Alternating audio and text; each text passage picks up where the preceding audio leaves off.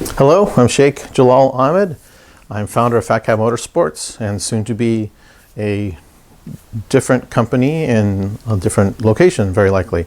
So today's video is a crucial overview of suspension concepts, especially how I have found to optimize the way a suspension works, whether you're looking for better ride, better handling, some balance of both, and to understand what the factory is doing. And then how do we make changes that give us an improvement, not just something different?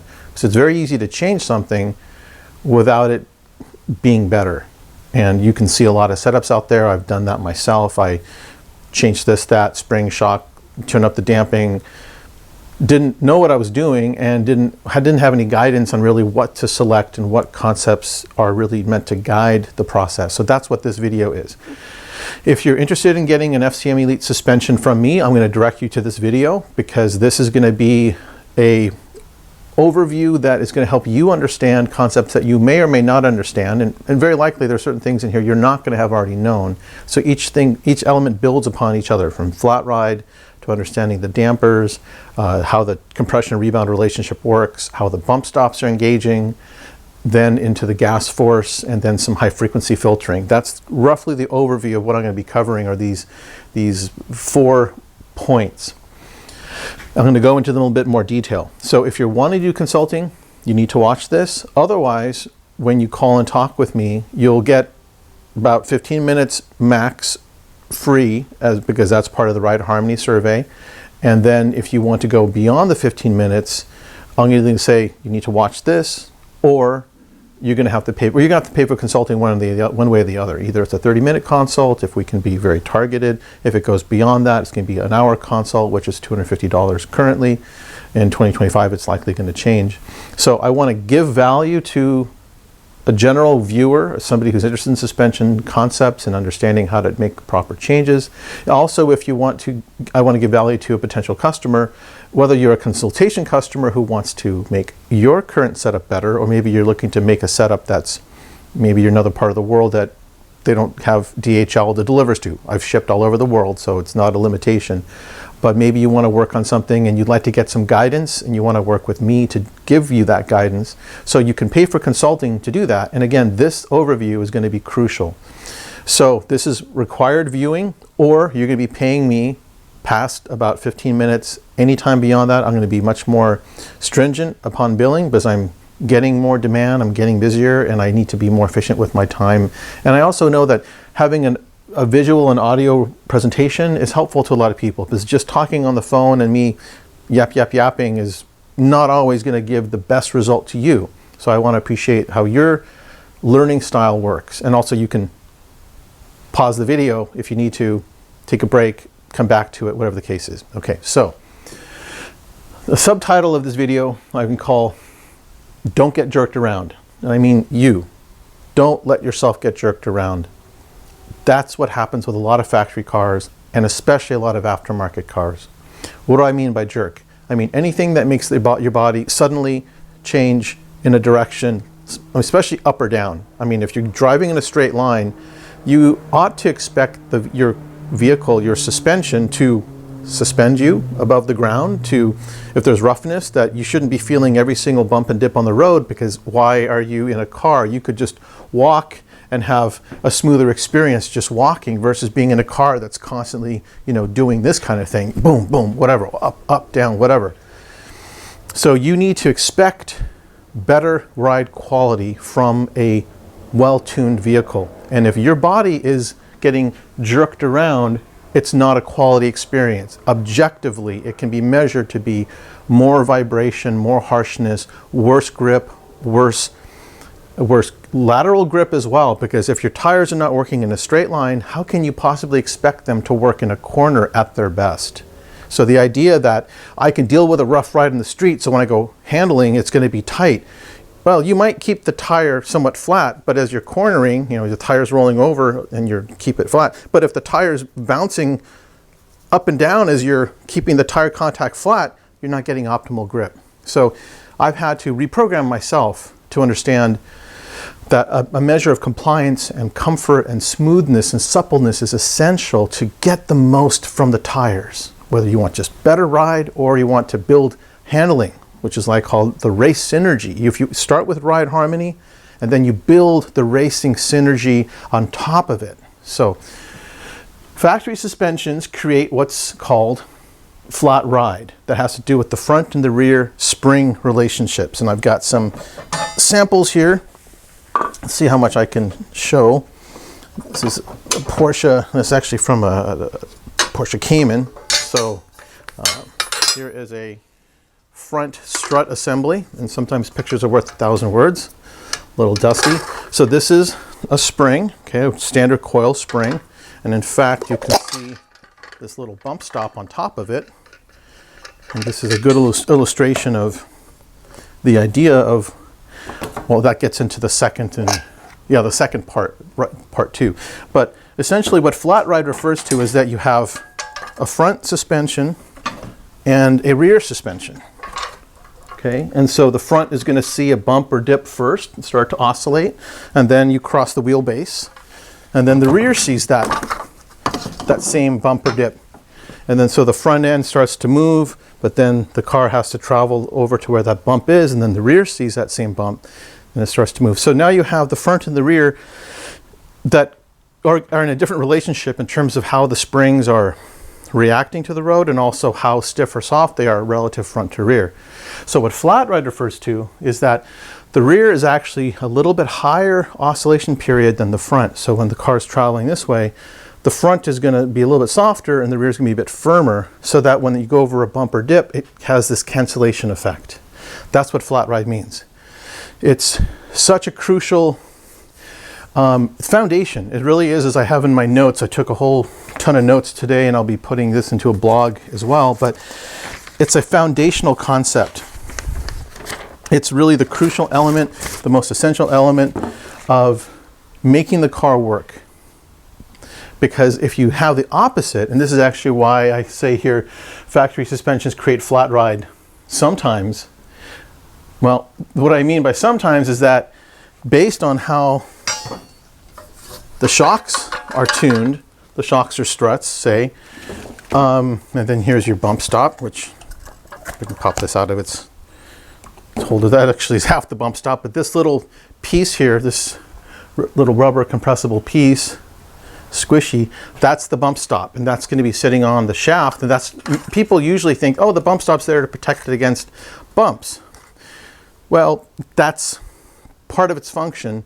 But remember, this is sitting outside the car. When this is loaded, when the car's weight's on it, the spring compresses, and then the amount of distance you can see on the shaft, the bump stop is now pushing down, and you're probably, I mean, not probably, I've measured this, you have effectively maybe an inch, best case, sometimes less than that, before the front suspension starts to engage the bump stop. And that means that the front frequency, the stiffness, because you have the steel spring and then you have this bump spring. This bump spring, and a little bit of a jump ahead, this bump stop spring, this is KF, the spring rate of the front bump stop, proportionately is almost twice, often twice of what the front spring rate is itself. It's very poorly understood that this is the case, but it's true. You can measure most suspensions and you'll see this.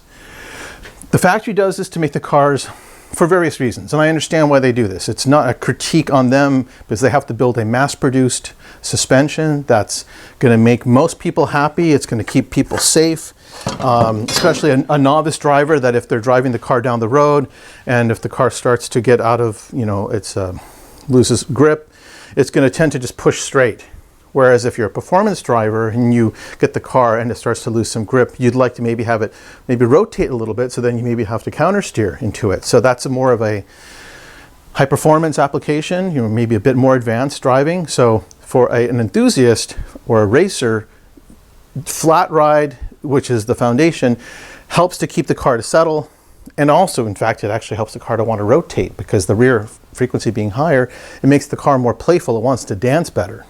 I'm jumping ahead a little bit. If you look at the proportion, this is a relationship of spring, front spring, rear spring. The factory has a bit stiffer rear spring than the front, which means is why it has flat ride. Okay, a little bit higher front frequency than higher rear frequency than the front.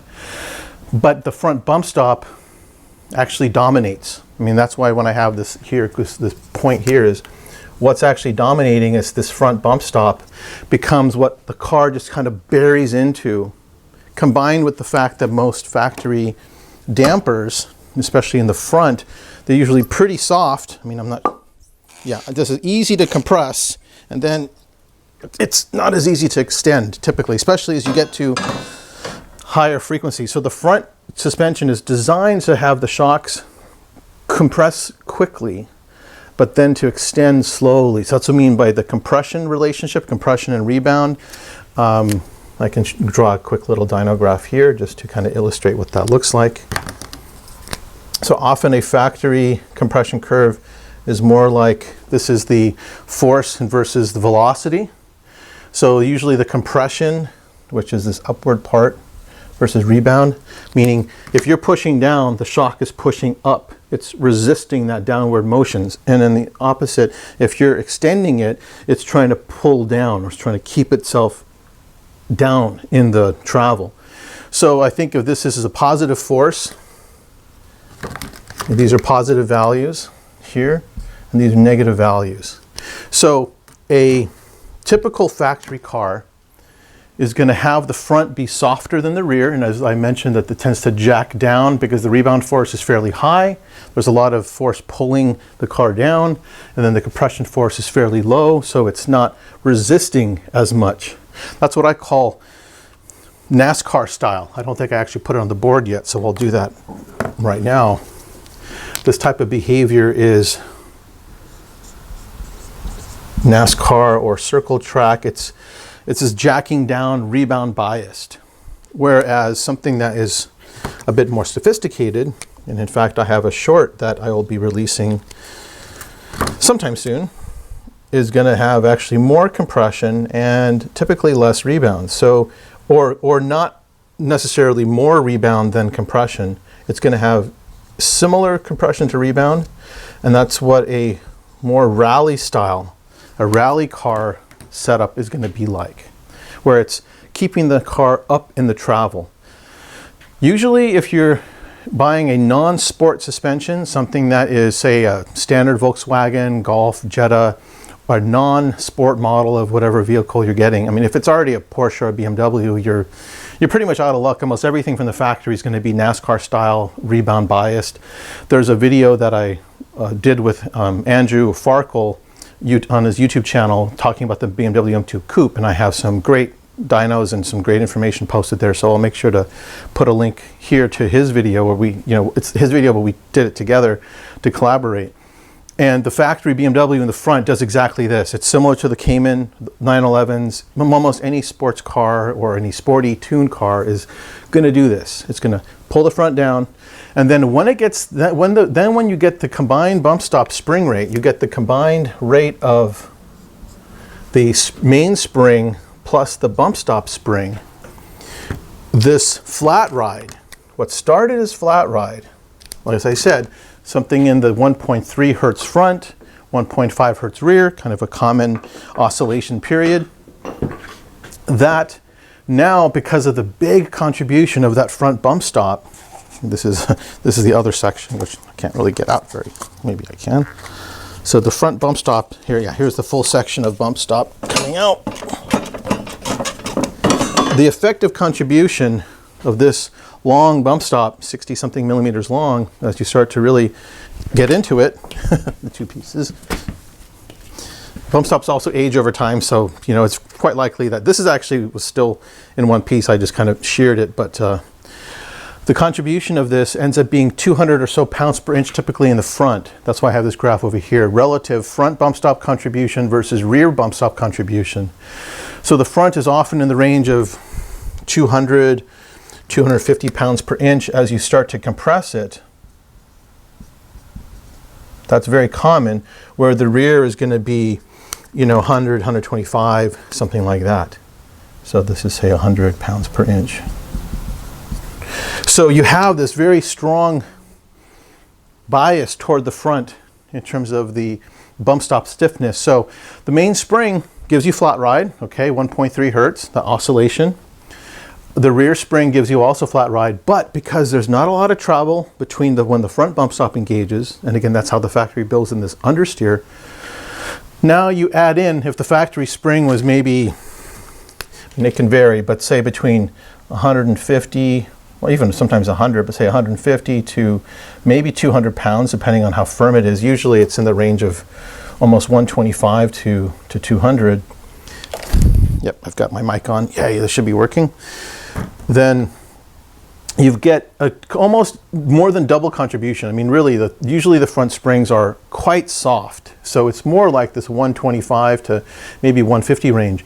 So you're getting an almost doubling. So as you get into a moderate corner, even if you're just doing light cornering, you're not even trying to go very aggressive, that gap that's there on that strut, you know, when this bump stop is in place, now that the whole bump stop is, the whole section is here. I mean, look at this. You know, once you've actually got this loaded with the car's weight, I think in fact, you might actually be sitting on the bump stop in the front of this Cayman. I didn't actually look in particular, but imagine put 600 pounds into the spring. It's going to compress probably 2 inches, maybe 3 inches. So it's very likely that this front suspension is riding on the bump stop. The rear, which is a bit assembled, so I'm not going to take that apart, but the rear, usually they give more gap because they do not want the car to get loose. They don't want it to oversteer. So I guess my battery's going to end, so I'll have to do another follow-up, another section to this video when I have additional battery life. So that's part 1.